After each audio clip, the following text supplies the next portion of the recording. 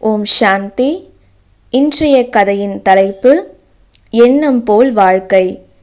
ஒருவன் கடவுளை நோக்கி கடுமையாக தவம் இருந்தான்.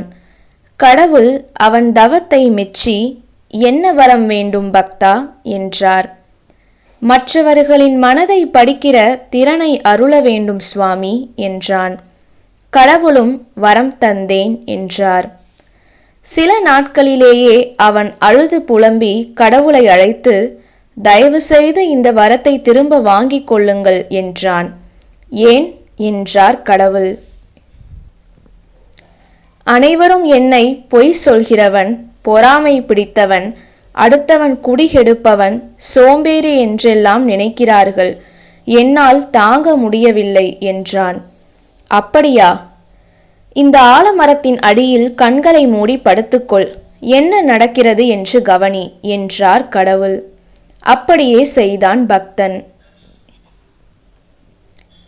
அப்போது ஒரு குடிகாரன் வந்தான்.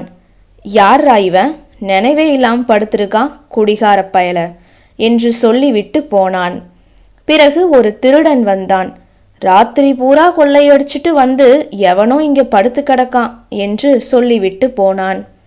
ஒரு நோயாளி வந்தான். பாவம், வயிற்று வலி போல சுருண்டு கிடக்கான் என்று சொல்லிவிட்டு போனான். ஒரு துறவி வந்தார். யாரோ முற்றும் துறந்தவர் போல அனைத்தையும் மறந்து உறங்குகிறார் என்று சொல்லிவிட்டு போனார். சிறிது நேரம் கழிந்தது. கடவுள் பக்தனிடம் வந்தார்.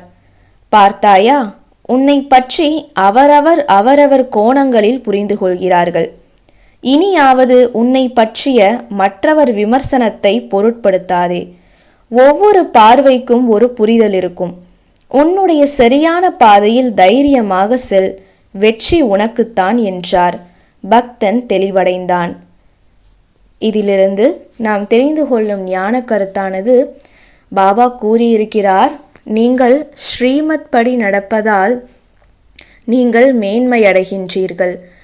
ஆனால் அவ்வப்பொழுது கலியுக ஆத்மாக்கள் நாம் ஸ்ரீமத் படி நடக்கும் பொழுது, பாபாவின் சேவைகளை செய்யும் பொழுது ஒவ்வொரு விமர்சனங்களையும் நாம் சந்திக்க வேண்டியிருக்கும். அவர்கள் ஒவ்வொரு விமர்சனங்களும் கூறுவார்கள் நம்மிடத்தில். ஆனால் நாம் அதை கவனித்து பாபாவின் சேவையிலோ அல்லது ஸ்ரீமத்திலோ பின்வாங்கக்கூடாது. ஏனென்றால் அவர்கள் அறியாமை என்ற இருளில் உள்ளார்கள். அவர்களுக்கு மூன்றாவது கண் இன்னும் திறக்கவில்லை. ஆனால் பாபா நமக்கு தினமும் முரளி மூலமாக புரிய வைத்து கொண்டிருக்கின்றார். ஆகையால் கலியுக ஆத்மாக்களாக இருக்கலாம், ஏன் அவ்வப்பொழுது பிராமண ஆத்மாக்கள் நமக்குள்ளேயும் சில சம்ஸ்கார மோதல்கள் ஏற்படும். ஆனால் நாம் அதை கண்டு பொறாமை கொள்ளக்கூடாது, பொறுமை இழந்துவிடக்கூடாது. சகிப்புத்தன்மையுடன், அதாவது பாபா கூறியிருக்கின்றார், நீங்கள் அன்பாக சகித்து கொள்ள வேண்டும். நாம் அவ்விமர்சனங்களை எல்லாம் தூக்கி எறிந்துவிட்டு, அது எனக்கு பாடம் கற்பிக்கக்கூடிய ஆசிரியர் என்ற ரூபத்தில் பார்த்து அதை நாம் வெற்றி கொள்ள வேண்டும். எக்காரணத்திற்கு கொண்டும் சேவையிலோ ஸ்ரீமத்திலோ விமர்சனங்களை கண்டு பயந்து பின்வாங்க கூடாது. ஓம் சாந்தி.